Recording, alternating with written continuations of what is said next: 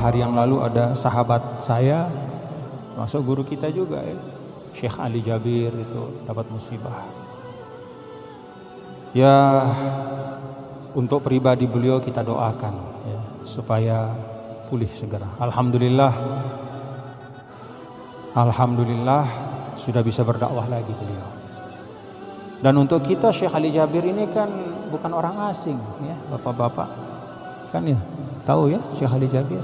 Sebelum ke Jakarta kan beliau ke Lombok dulu.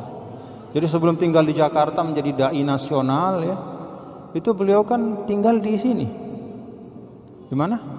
Monjong. Karena istri beliau itu yang pertama itu kan ya, istri beliau itu adalah anak Lombok, putri Lombok.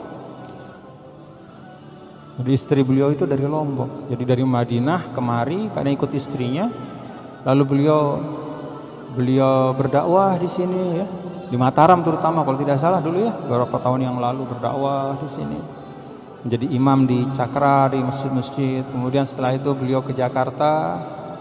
Kemudian diterima dakwah beliau di Jakarta, akhirnya diterima oleh seluruh warga Indonesia, alhamdulillah.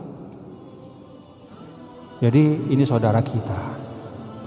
Maka kemarin ketika dapat musibah itu ya secara pribadi ya kita berkomunikasi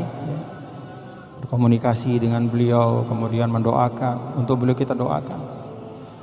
Dan untuk negara ya, kewajiban adalah menuntaskan.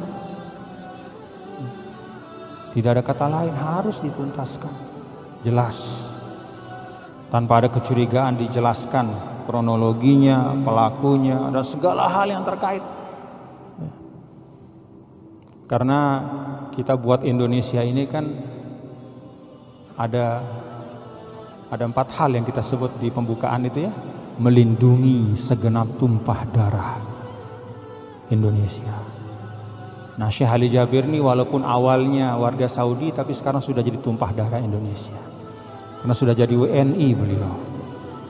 Maka tujuan adanya negara ini melindungi segenap tumpah darah harus terwujud untuk beliau dan untuk kita semua. Siapapun anak bangsa, apalagi ulama ya, seperti beliau ini. Dan beliau ini kan berdakwahnya tidak pernah menyinggung siapapun ya, tidak pernah berucap yang buruk. Beliau dakwah itu adalah untuk tahbib Al-Quran ila qulubina, untuk menghidupkan rasa cinta kepada Al-Quran dalam hati kita. Dakwah beliau itu selalu membangun kecintaan kepada Al-Quran, mengajak kita untuk mendidik anak-anak kita dengan nilai-nilai Al-Quran dengan cara yang bil hikmah wal mau'izatil hasanah. Jadi tidak ada alasan, tidak ada apa istilahnya dalih apapun. Beliau ini seorang yang harusnya dijaga. Sebagaimana semua kita ya, warga Indonesia itu berhak untuk mendapatkan perlindungan. Maka untuk negara, perangkat negara ya harus selesaikan ini. Untuk kita semua ya kita doa supaya hal-hal seperti ini jangan terjadi dan kita waspada ya. Tapi di atas semua peristiwa-peristiwa itu, termasuk yang menimpa beliau ini ya, peristiwa seperti ini jangan membuat kita kemudian juga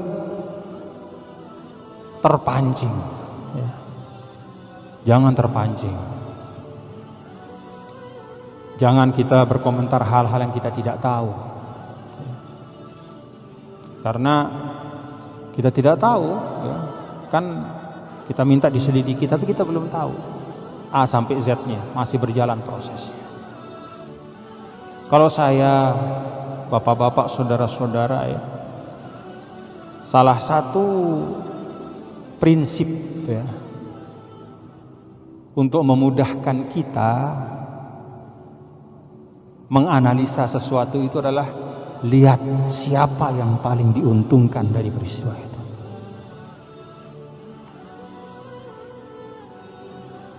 Siapa yang paling diuntungkan? Jadi kita tidak mudah menuduh siapapun. Lihat saja siapa yang paling diuntungkan.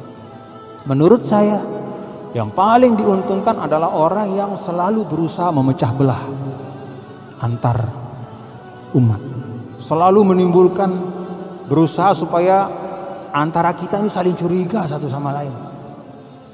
Termasuk rakyat curiga kepada pemerintah, pemerintah juga tidak senang kepada rakyat. Itu yang paling diuntungkan. Jadi siapa itu ya wallahu alam, kita nggak tahu. Tapi yang jelas yang paling diuntungkan adalah mereka yang memang suka melihat kita terpecah sebagai satu umat, suka melihat kita sebagai satu bangsa ini curiga terus satu sama lain, sehingga nggak pernah tenang. Nah karena itu mari kita ya banyak doa untuk negara kita ya, untuk kita doakan pemerintah, doakan alat-alat negara supaya melaksanakan tugasnya dengan baik, menjaga diri kita baik-baik.